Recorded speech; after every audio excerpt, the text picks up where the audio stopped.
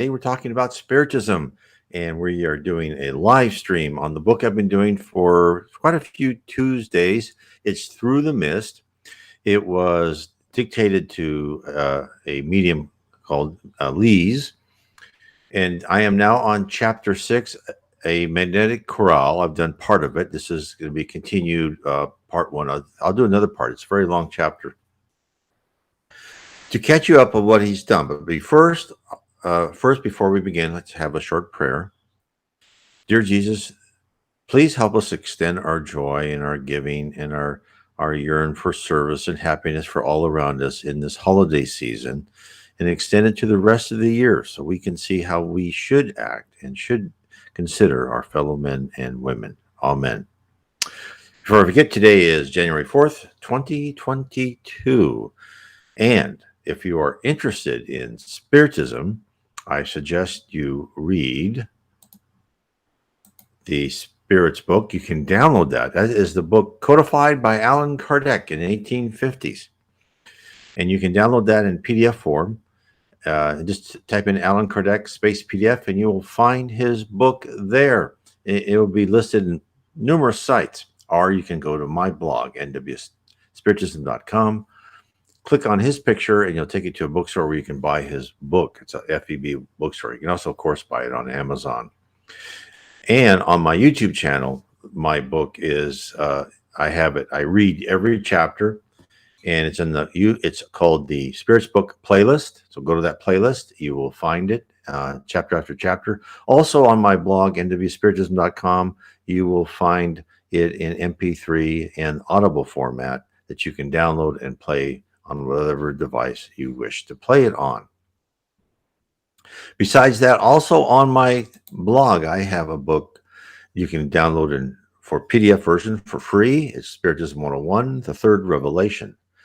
And of course, you can also get that on paperback, Kindle, or Audible. It's also an Audible format. So hopefully we'll have all these formats for you for your discovery of Spiritism. So, Through the Mist. So what's happened since then is we have had our main protagonist, the spirit. His first name is Fred. We found it out by people calling him that.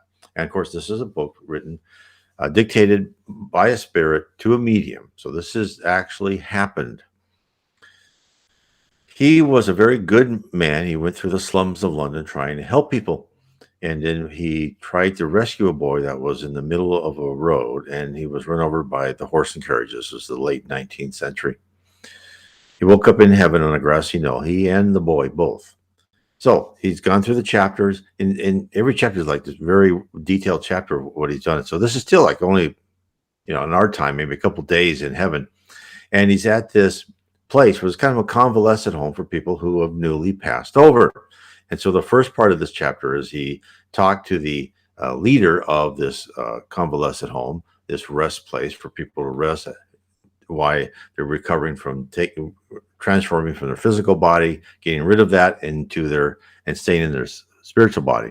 He went into this big concert hall, and they had some kind of introductory information and kind of a little bit of music. But now they're going to do the main show, the magnetic chorale. And so let me start there.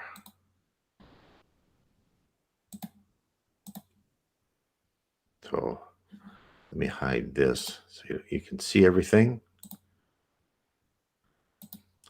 So the leader of the convalescent home, which I'll call that a sanatorium, introduce the person who is going to lead the main choral here. So I'll start now. Here I took the opportunity to ask, who is this?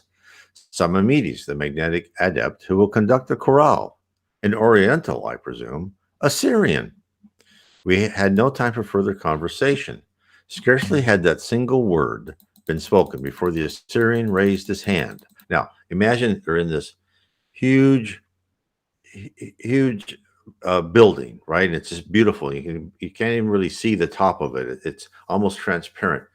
And there's this music, the people that will sing in the first couple rows, and and so they're all ready. So now he's going to lead this whole chorale into a musical performance, as if to call his audience to attention. For an instant, it remained poised, while a luminous sea green cloud enveloped it. Then, with a majestic sweep, he struck a circle, throwing the halo in the air above him. He paused, and another sweep repeated again, and yet again, each motion adding another circle to expand and follow its predecessor. Only a pulse throb marked the interval between each beat, but that was long enough to change the color, and as he desired to change the note to form that bugle call with which he summoned his army to march to victory. So the way you read it, you can imagine a maestro waving his hand, but as he waves his hand, he changes the color of the cloud around him. So this is the spirit world where thought is action, and they can create just really amazing shows of colors and sounds and people, up and down, floating around, everything, forms in the sky. Okay, I'll carry on. The challenge had not died away between a jubilant response was floating in the air. It was a martial strain, and one could, oh, a second,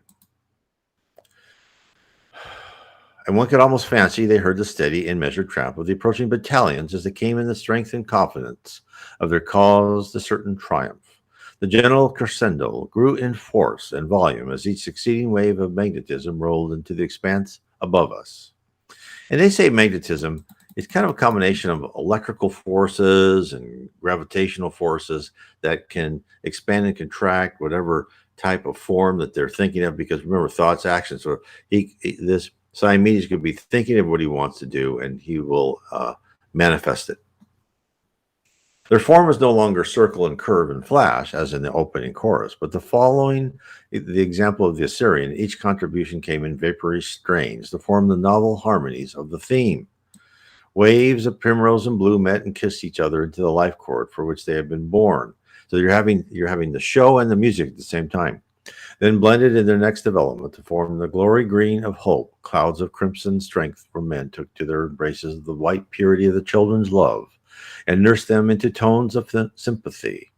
Then each one yielding to the other, united in the pink of charity, brown and rose, mauve and cerise, auburn and gray, green and gold washed over each other, embraced and eddied around, as each produced the note desired, having thus achieved the first purpose of existence. They added to the music the perfume of duly faithfully fulfilled until the air was weighted with fragrant sounds, changing in volume and in kind with every chord and combination. So this is a complete, full sensory presentation.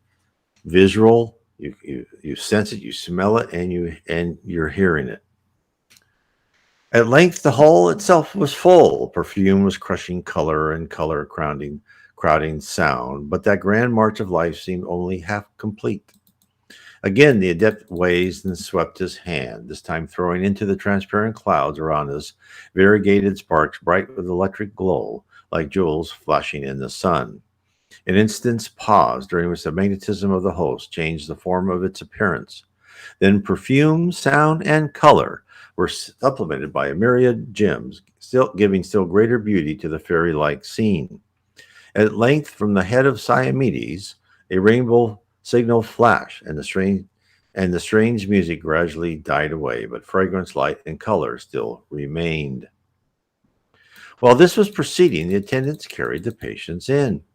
Very tenderly was the service rendered, for Kushna was careful in the assignation and arrangement of each couch upon which they were laid, as if they had been the subject of excruciating pain, rather than lying in a state of unconsciousness, for whom he was anxious to exhaust his resources to mitigate their suffering. When the last couch had received its occupant, a signal was given and the music ceased. So those people coming to the couch, those were people who are still in this sleeping state. They had passed over and they died, but they still not realized that they had passed over. And some of them could have been atheists, in which they believed they would never wake up. They believed that death at the end of death there's nothing, and therefore they would stay in that state because that your mind carries on right when you die. Uh, and they could have been in other states too, or they could have been in a coma when they died and still not really there. So he brought each of these people in, and now this music therapy, music, sound, color, and smell should help some of these people hopefully heal and wake up. I'll carry I carry on. At this time, the hall was like a sea of variegated colors, a magic, incomparable sea, with its now motionless depth illumined by a million fairy lamps, a sea in which a mighty host lay engulfed, overwhelmed with joy and calm content. Well, it might be so, for oh, the life, increasing life, which found its birth therein. Its waters were allowed to rest, that they might softly bathe those sleepers with life's fullness, in re-engraft existence, which seemed to flicker in the disasters and catastrophes through which their past had led them. The practiced eye of the Assyrian attentively watched the progress of each patient as the energizing powers around them were absorbed and assimilated until returning strength began to show itself and the inoculation had produced its needed change. Now, you can say to yourself, okay, he's like the conductor, the maestro. And yet he says he's watching each patient. And so a high spirit has that power.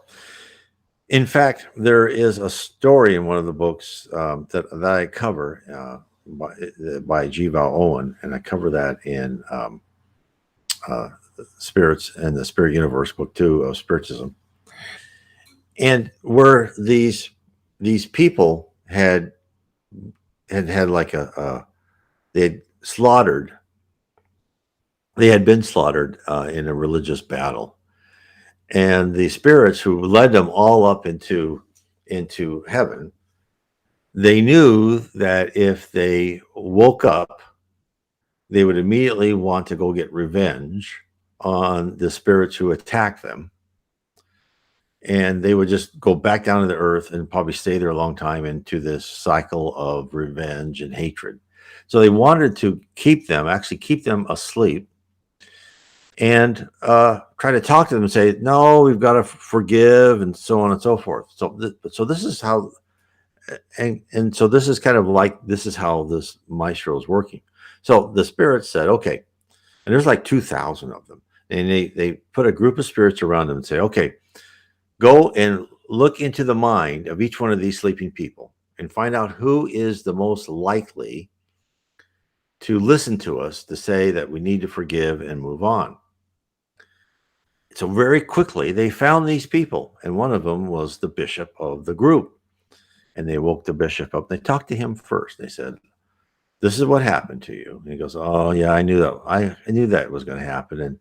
And can you help us? And they said, yes, I would love to help you. I don't want people to go back and continue the cycle of hatred and religious differences. He goes, well, who else should we wake up? And he told the other people to wake up. So they woke those up. And then what they did is they woke those few people up, and then they woke everyone up and they said, okay, listen to your bishop and listen to this. And they watched them carefully, of those who still, like, as soon as they heard what happened, wanted to go right back and attack. And those, as they watched them, they put them back to sleep. So this is the power. They can look in your mind. If you're asleep, in a coma or whatever, they can see what's happening, what you're thinking of. And so therefore, this one person, when he says the practice eye of the Assyrian, watch the progress of each patient, that person could multitask into a degree that none of us could multitask. See what's happening to each, and then maybe even make small changes into the music and colors and sound and smell that could affect each individual person. And in fact, he could probably reinforce or refocus some of what he did, just customized for an individual patient. This is the power of a higher spirit. This is what you will achieve at some life after I don't know how many lives, probably lots for me, fewer for other people as when we learn to become gracious, wonderful, civilized spirits. Okay, I'll carry on. When he was satisfied, throwing his mantle back across his shoulders with a kindly gesture, he raised his arms and waved them to and fro as a monarch would sway his scepter, in confidence that some pre-command would be obeyed. The effect was talismanic. Those mysterious forces immediately assumed intelligence, understood his sign, and hastened to obey.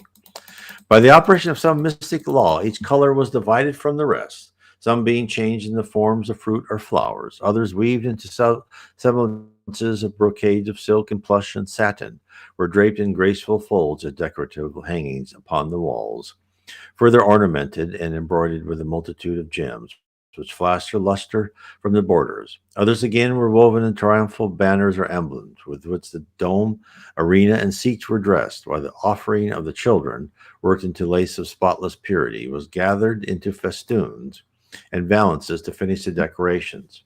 Thus, by the simple act of the Assyrian's will, was the whole transformed and arrayed as if some thanksgiving or welcome home when a nation needs to honor the return of an exiled chief or king. So through his will, he'd done all this, right? Through his command. And there's other examples of when Jesus would come, and he would come onto this hill, and he had his ministers like Socrates and others around him in a semicircle. It was like floating in the air, and around him in like a circle, were again in air, were his ministers, and he could then just pour out like a river of light that would bathe everybody and would actually kind of be like water going on the floor, and it would be illuminated like a water that that had light, and it was swept around, up to the soles of their feet, and they were standing in this light.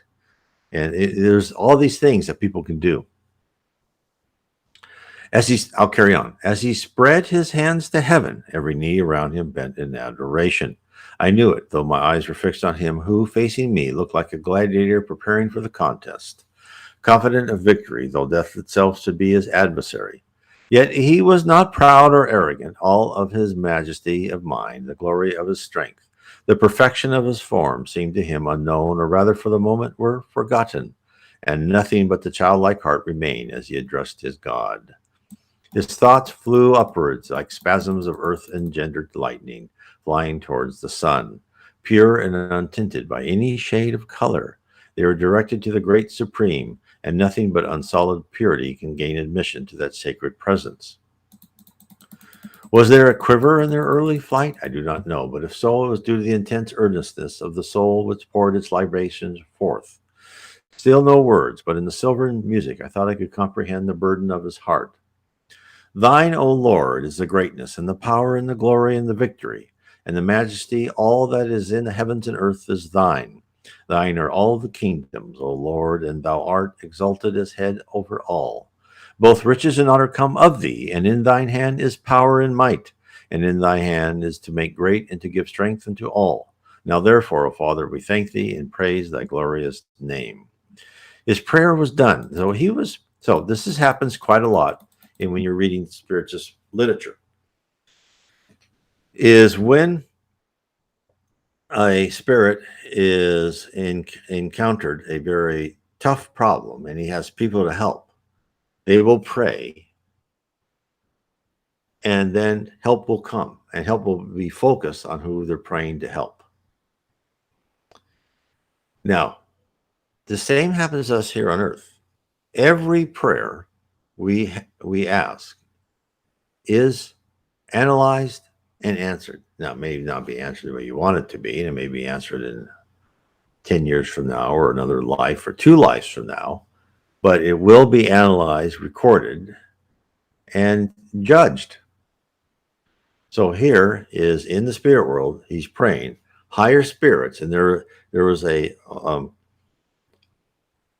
a description by a spirit into one of these really high levels of heaven, in which prayers were put into this giant building, and all the sides of the building were prayers, and you could see the prayers go up the walls, and spirits would look at them and say, okay, I understand that one, let's give it to over here. I don't understand that one, I'll give that to a higher spirit, so he or she can figure it out.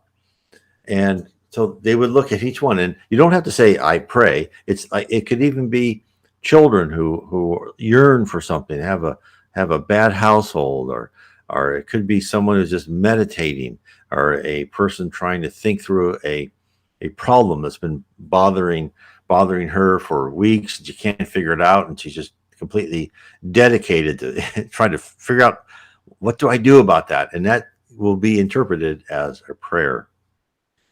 So this is what Spiritism shows you.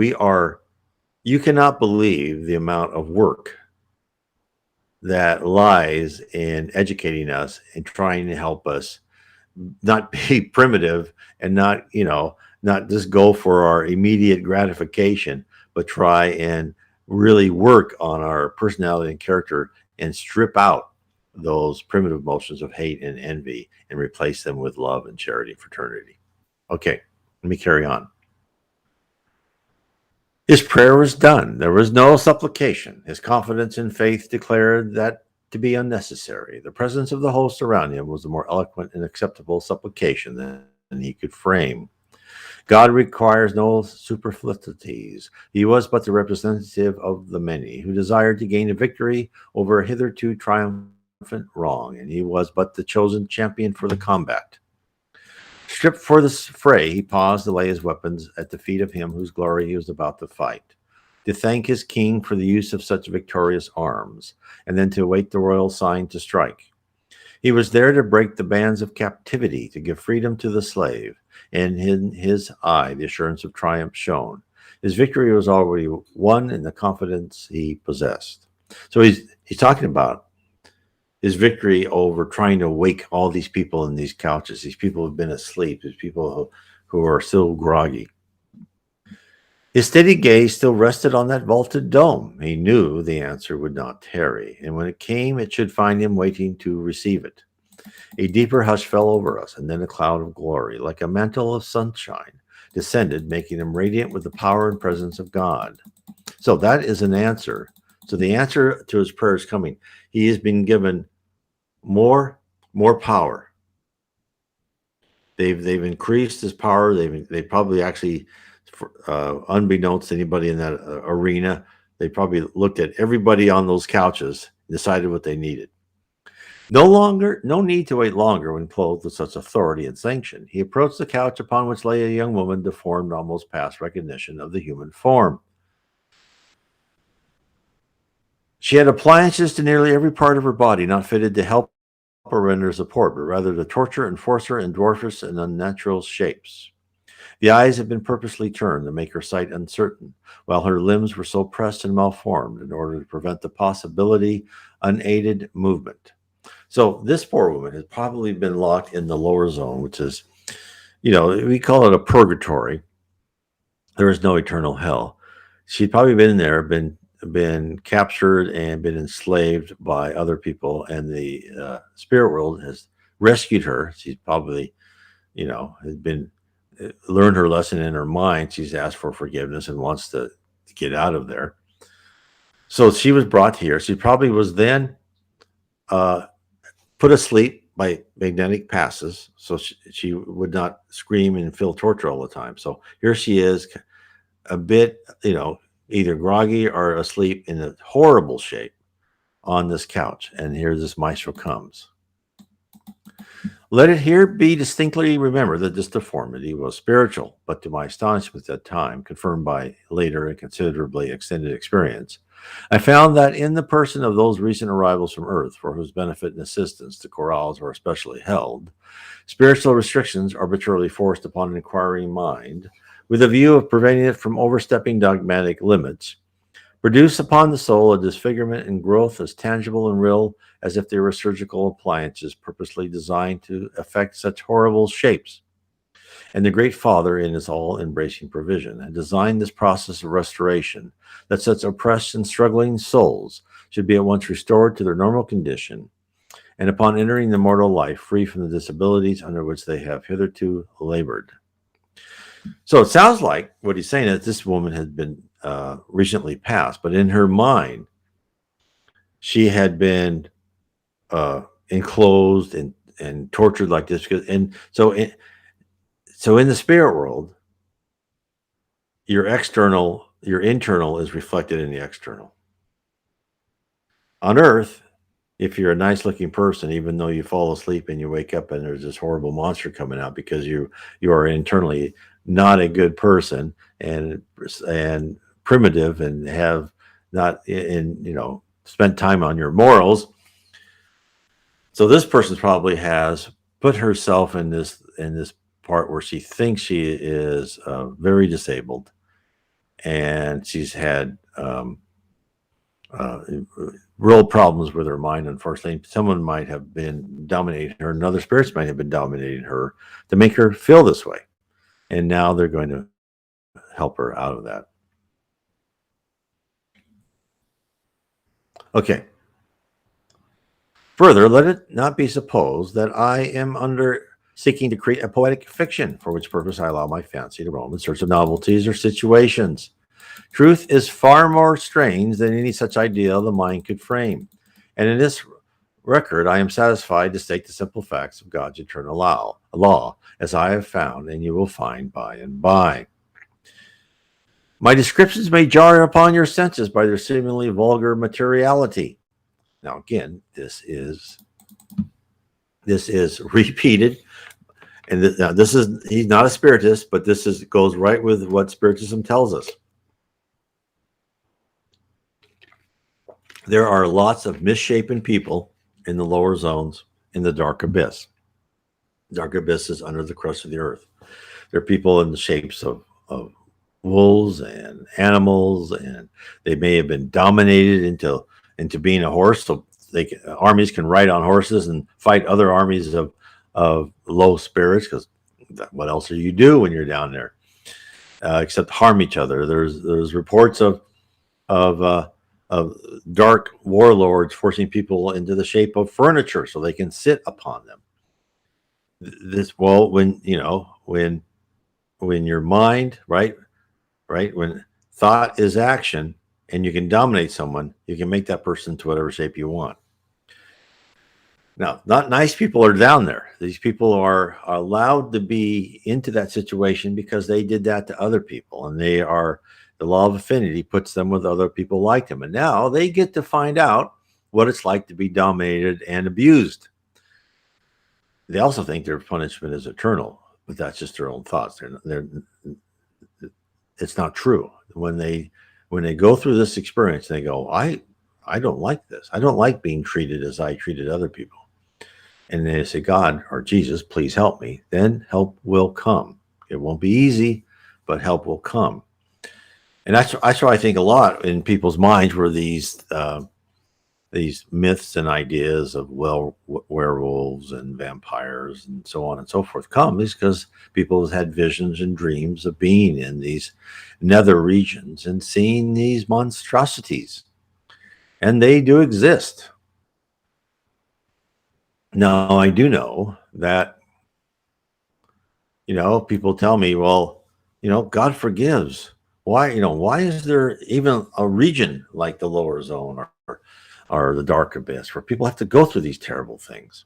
And the answer is these people who are not morally healthy, not spiritually healthy, who hold ideas of domination and contempt and sarcasm towards all others, need this area in order for them to understand what they themselves are. The way the spirit world corrects evil, it isn't like in the movies where you have this good guy come in there and shoots all the bad guys. And the people who are surviving say, oh, thank heavens for the good guy, and I'm going to be good now. Well, no. In those old Western towns or whatever it is, those people are still the same people. They haven't changed. They just had that release of whoever was that boss, making them do what they didn't want to do. It didn't change their character. Well, in the spirit world, they use evil to combat evil.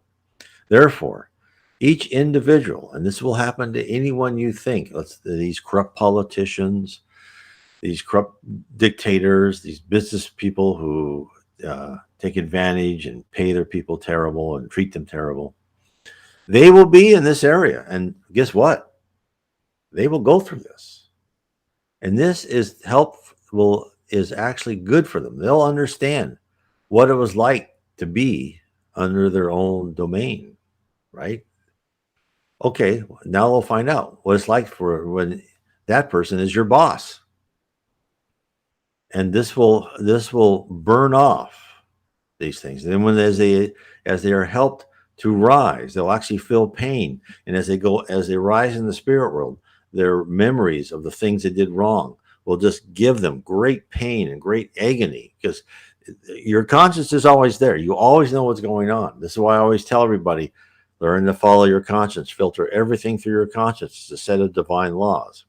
Well, those people who aren't filtering by their conscience, who demand immediate gratification and just think they know best for what other people do, and therefore they ignore their conscience, this is the result. You are into this horrible area.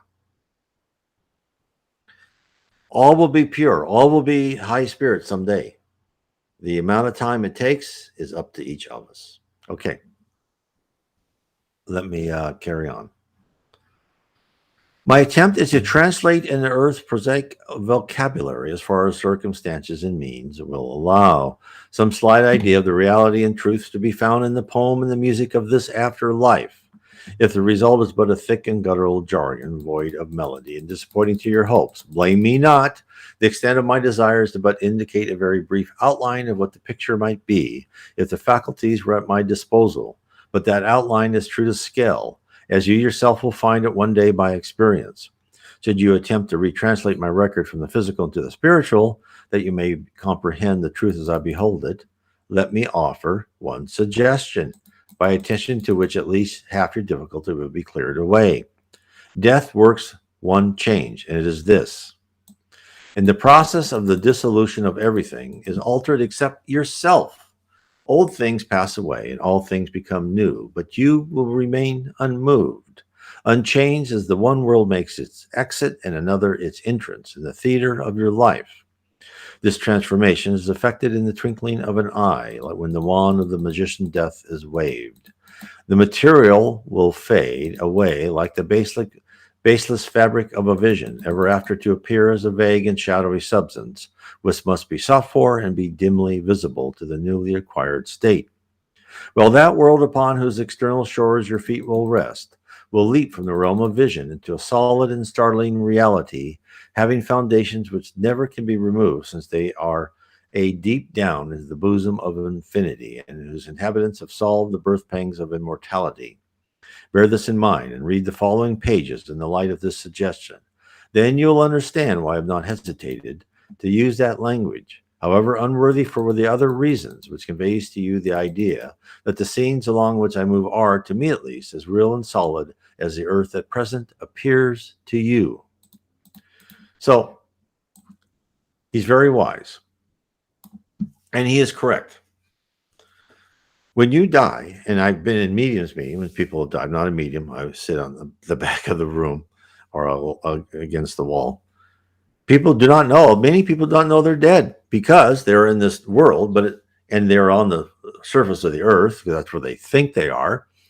And they go home and they try to talk to their mother, father, or children, or husband, or wife.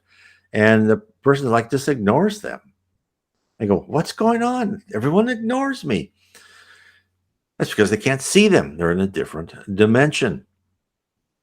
This is real. This is the complicated world we live in. You, physically here on Earth, are in this dimension, and you could consider yourself, a way to think of this is that you're in this simulator of being physical at Earth. And you are not allowed to see, you're only allowed to see about 1/8 of the real world around you, the real logical world, the real logically constructed universe around you, of the physical constructed universe, maybe not the spirit universe at first. You're not allowed to see a lot. And when that simulator and you're off that simulator, your mind thinks you're still in that simulator. You're still in this physical condition, but you're not. You are ethereal, meaning you are less dense than you were before. And you look as you think you look. Now, most people look about the same, and then as they begin to consider themselves and they understand what it means, thought is action. That if you're old, you'll look younger. If you're young, you'll look older. You'll look better, right? Some people are like this lady who is completely disfigured because she considered herself disfigured.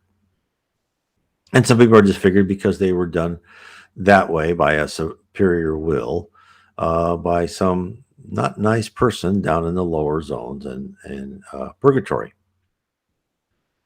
So these are not nice things that can happen to people that end up. Now, consider this. Chico Xavier, a great Brazilian medium, said only about 30% of people make it to heaven. That means 70% are in this area where it's not nice. Now, many people say, well, doesn't God forgive all? Why is this happening? Because if you're a modern, person, you don't believe in hell, and there isn't hell. It's not eternal. But remember, there is the spirit world, a genius. We are immortal. We go through life after life, and karma determines the process of and the trials and tribulations of what should happen to us in our life. So we learn to become better people. So when you are horrible to other people and you just grab after your desire and whatever you want, why would the spirit world reward you by putting you in heaven? Even if you said, oh, I repent at the last minute. Oh, I'm sorry. No.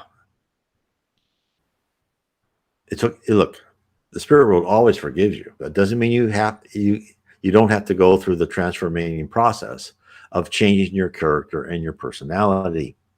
You're always loved. Even in these dark, dreary regions, you are loved and looked after. But you're given what you need to be given as a lesson. Just like when your 4-year-old paints on the walls and you put the little sweet child in the corner and they scream and they think you are the worst parent. And why can't they paint on the walls? But you know that you are teaching them something, because if you don't teach them now, they're going to be horrible people when they grow up. The same thing is happening to us.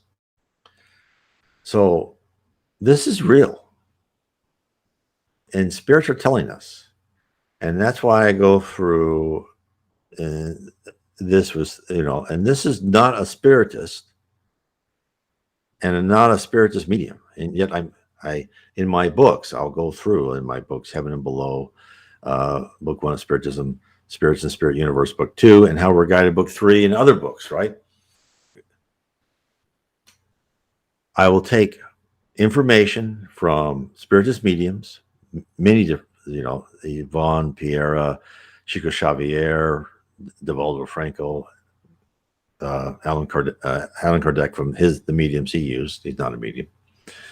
And tell you what they're saying, and then show you what other people are saying. And also, you will hear these same things, these same visions of the lower zones from people who have had near-death experiences, NDEs. They'll go down and they go, and not all NDEs are like, oh, I was in heaven. No, some of them will go, here, look down here. This is what's waiting for you until you make some changes in your life, buddy. To me, NDEs are like you're in school, and for some reason, the vice president says, come to my office. We have to talk. And you're given a heart-to-heart talk, right? He doesn't yell at you, hopefully not. But he said, yeah, you've got to make some changes. Now, you want to go back to class? Be a better student? That is really, if that is, to me, the central theme of NDEs. There's other things that are parted, but it's like you're given a little timeout and say, well, let's take you out of the simulator for a moment and say, this is what you've been doing in the simulator. That is a near-death experience. That's why Some people have them, some people don't. I've never had one. My wife's had one. Saw her whole future, saw me. And this is like, oh, I don't know, 12 years before we met. Amazing. Other things happened which said, okay, this is why I got into Spiritism, because things happen and she told me things that aren't just like, oh, I'm going to marry a, this tall, dark, and handsome. That's not me, but just use that example. Or one day I'm going to have a child. No, these things she said were specific and measurable and completely improbable. It's in the realm of tiny possibility, but highly improbable. That's what got me into this, saying that, okay, if someone can know, and then by the time some of these things happen, we've been married for 10 years or so, 20 years in advance, what's going to happen to the T, then there's got to be a higher force that's in charge of all this. Because this, you can't know this. She had these things, I think she was like 17. And I married her when she was like, 30 or 31. You can't know this when you're 7. You don't know anything when you're 17. No, some people know more. But no, it doesn't happen to know these things with specificity. Therefore, there has to be something bigger over us. And then as my wife and I got more into this, and we went to mediums meetings, they told us more about ourselves and all these things.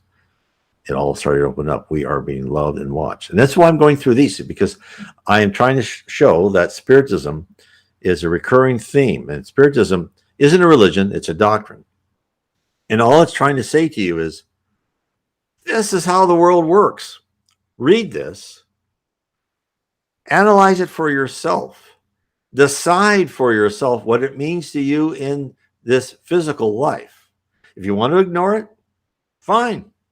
Because you know what? Whatever mistake you make, you'll have another life. It's not, if you don't want to listen to me and think I'm full of it, that's fine.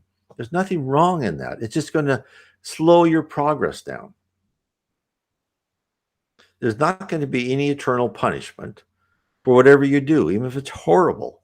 But boy, are you going to have some, episodes in your life that's not going to be nice, because every action has a reaction. And it would be wonderful at some time that everyone in the world understands that, because people will think before they do wrongful actions, right? Wrongful things. But anyway, enough on my soapbox. I will carry on.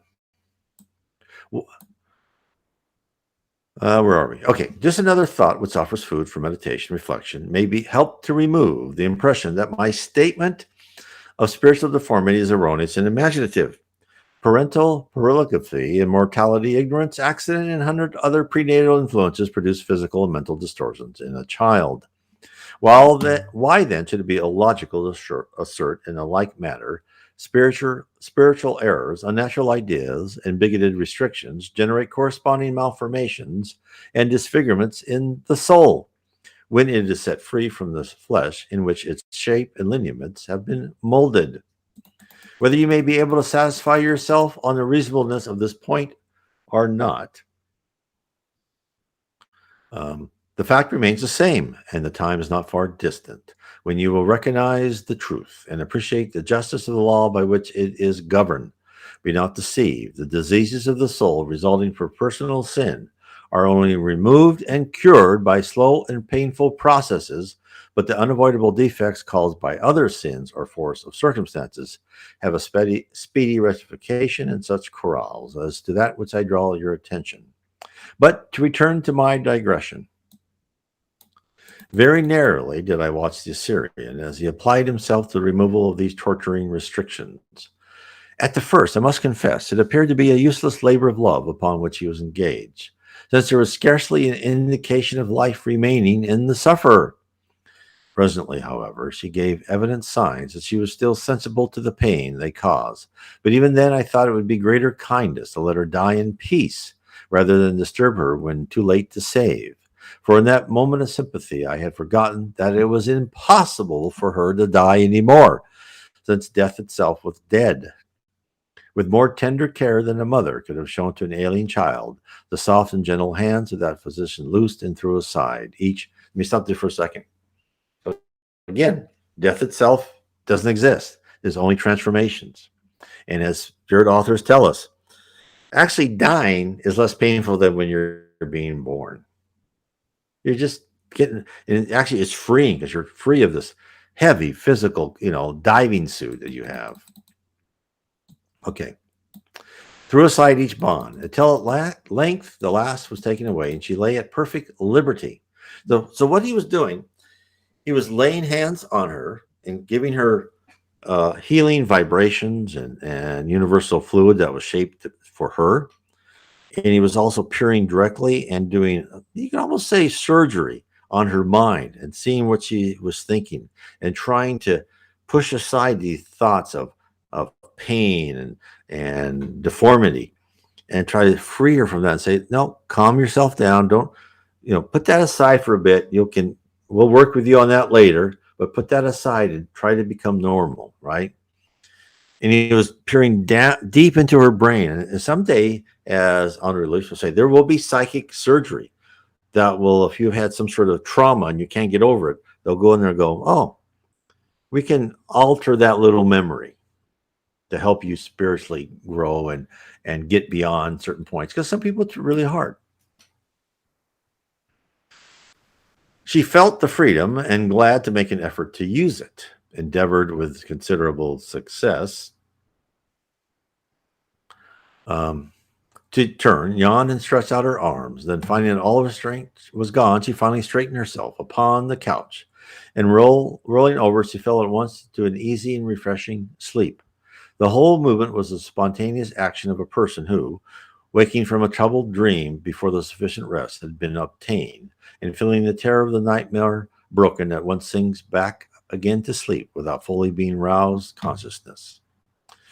With what interest and sympathies Siamese watched her progress can better be imagined than described, until she lay in that quiet and comfortable repose to which she had hitherto been a stranger.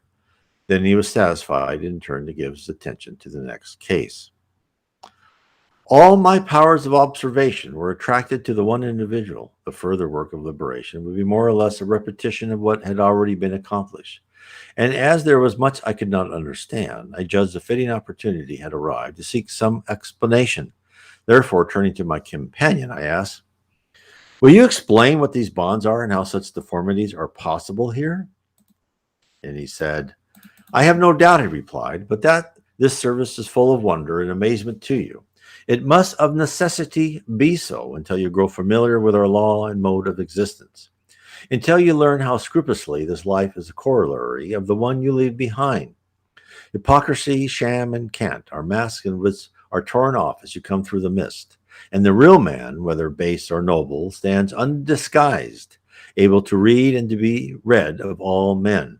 With us no subterfuge is available, for the concealment of unpleasant deformity, no matter whether it arises from your own sin or the neglect and criminality of another. Everything is known. Now, notice that the person explaining to him saying, yeah, you wonder about this, and I'll kind of give you an overview, but I'm not going to tell you everything. The spirit world lets you learn on your own pace. They don't force anything to you. I've never read anything like, oh, you're wrong, right? No, they'll explain to you and let you come to your own conclusion. And again, this is how we should work ourselves. Government should not say, you can't do this and make these rules that apply to everybody. They should provide guidelines. And of course, I know this is hard right now because we don't have the level of spiritual maturity for this for many people. But in our own life, we should try as much as possible to gently guide people and let them make their own decisions, even though they may be mistakes. And sometimes mistakes are more important than not. Again, this is like what Spiritism is. The Spiritism is, I'm going to give you this information. You read it. Please put the effort into it if that's what you want to do, and you'll find out more. And you make your own decision of how you want to change or modify your life for you to rise in the spiritual universe. I'll carry on what he said. To the practiced eyes of Simedes, Kushnus, and thousands of such ministers engaged in their noble work, the real author and source of every such malformation can be told at a glance. By an inexorable law, impossible to evade, the penalty and punishment of every wrong falls upon the offender. In this you will see there is the balancing of accounts and righteous retribution for the deeds done in the body. It is a sad mistake to say that death levels all men and that this life is a new one. Well, the record of the old one has been wiped out with the sponge of death. All life is a continuation of that which had gone before, and entering here you have but turned over the page to commence another chapter. The story and the plot are the same. And with that, I will stop, because we'll carry on next Tuesday. And that is, I mean, to me, that is wisdom. I'll repeat the last sentence. All life is a continuation of that which had gone before. And entering here, you have but turned over the page to commence another chapter. The story and the plot are the same. So true. There is no grand forgiveness. Oh, I shouldn't say forgiveness. Everything's forgiven. Everyone's understood. And what I should say, there's you in your conscious and in your body, you have stored up all this. And as spirits tell us so many times, you are your worst judge. You are your harshest critic. This is the important thing to realize, is that anything you've done wrong is inside you, and you remember. And these things will affect your own conscience, and they will come out at some time. There are stories of people who are in very bad shape and almost like psychotic, and rendered useless because of things they've done in the past. It finally caught up to them, and it loops in their mind over and over again. And us here on earth think, oh, this person's in a deep depression. They can't get out of it. Well, that's not all the time, right? Because there's medical reasons, organic medical reasons. But a lot of times it's their consciences. It cannot contain, and their feelings cannot contain what they've done wrong before. And it just puts them into deep depression. Of course, it doesn't help. Sometimes there's spirits around them that help amplify that for a purpose of revenge or whatever. There's a lot more to go into this. We are affected by the spirits around us much more than you think. They give us inspiration. And, it's like that old cartoon. You've got the devil on one shoulder and the angel on the other, and they're both telling you things. Of course, in the cartoon, the guy always says, oh, I'll go with the devil. It feels better. And that's why I keep telling everybody, you're going to get inspirations from all sorts. You're going to be helped, and you're going to be given dreams and visions by good spirits, by your guardian angel. We all have one. And try and follow them. And then whenever you have any inspirations or any ideas, even most times we don't know their inspirations, filter it through your conscience. Say, okay, if I make this decision, do I feel better? Am I less stressed, or am I more stressed? And to me, that is really what you should go through. That's really what you should ask yourself.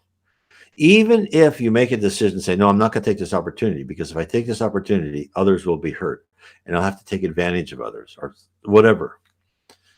You'll feel, even though you lose some money or lose some object, in the long run, you'll be better off.